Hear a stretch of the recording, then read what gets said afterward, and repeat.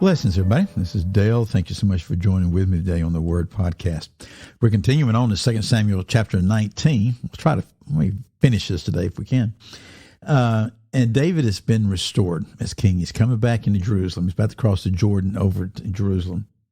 And the northern tribes have agreed to this. Southern tribes have agreed to it. Now, the various people that have been against David in different kinds of ways are coming before him and groveling in various ways. And David is being very magnanimous, and he's forgiving some things. Verse 31, listen to this. Now Barzillia, how you say that? Barzillia? Barzillia. I'll say it that way, okay? I've said it 2 or 3 different ways. We've seen him before. The Gileadite had come down from Rogelim, and he went on to the Jordan with the king to escort him over the Jordan. So this was a guy that had been very supportive of David. And he goes down, and now he's going to escort him across over the Jordan down there. Verse 32. Now Barzilai was very old, being 80 years old. You know, sometimes I wonder right here, this is just me speaking, is 80 years old very old?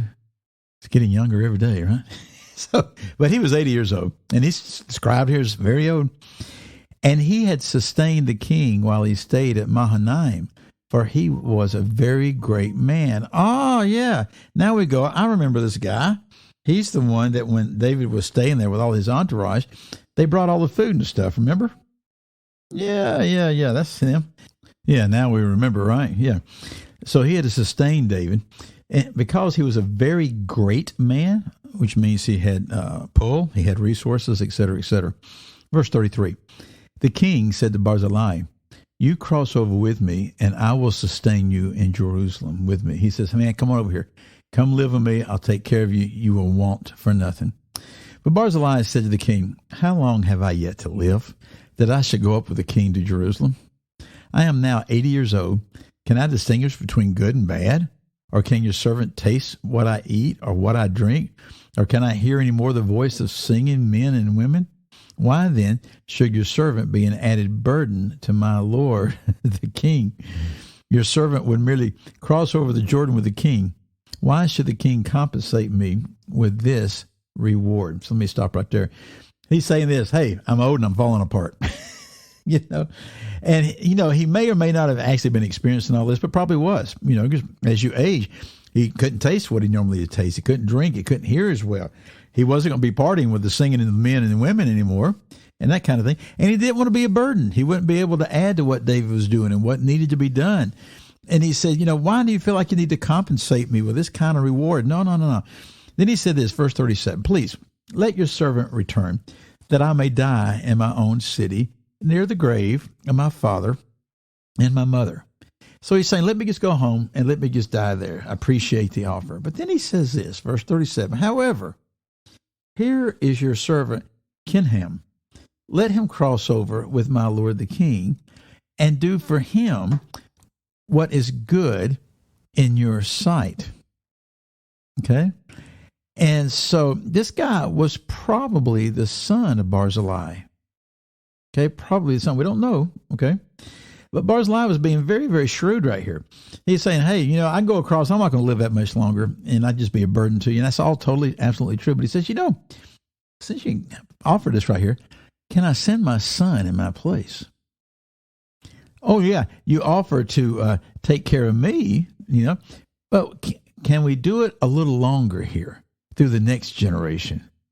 And the king, verse 38, said, Kingdom shall cross over with me, and I will do for him what is good in your sight, and whatever you require of me or choose of me, I will do for you. He says, yeah, I'll take the boy. I'll take your son, and then you let me know whatever you require, whatever you want me to do, whatever is good in your sight, I will do that. That's really sort of an amazing thing, is it not?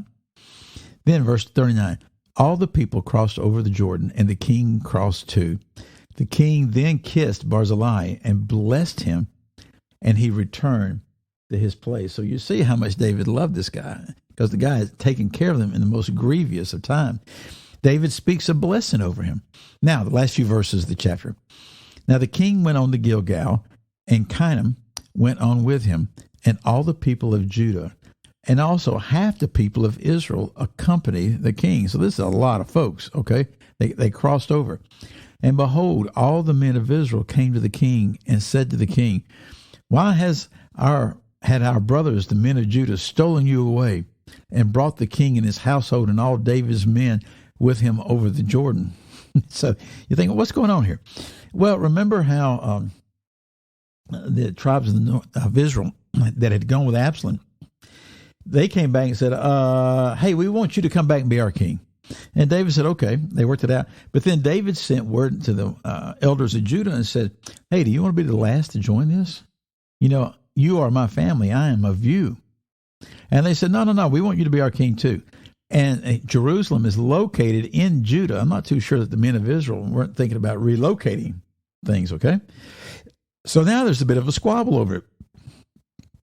And they're accusing the men of Judah of stealing away their king and bringing him across the Jordan and parading him, dare I say, escorting him before those of Israel get there.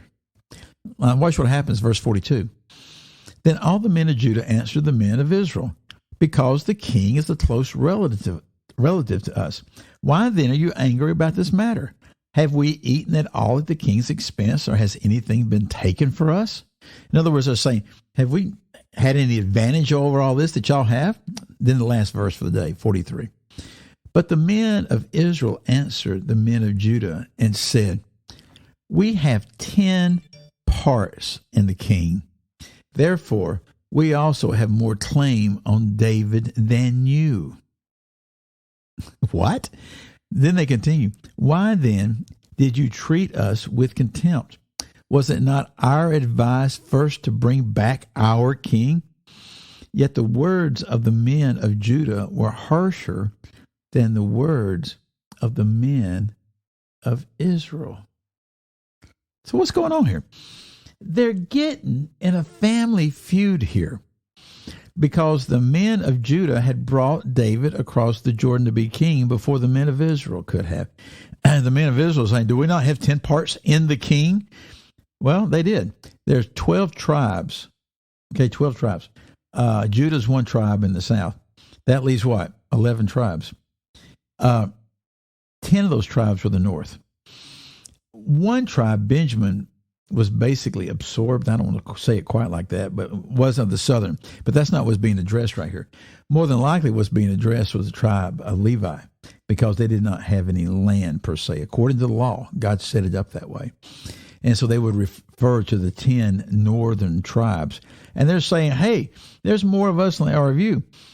So they get in this contemptuous fight. And it says, yet the words of the men of Judah were harsher than the words of the men of Israel. What is that about? Well, we're not sure yet, but we're going to find out in the next chapter. It gives us some understanding into it. Right now, just know this. The words of the men of Judah were harsher than the words of the men of Israel. We'll see more, right? Again, I'm Dale. Thank you for your time. I'll see you then. Goodbye.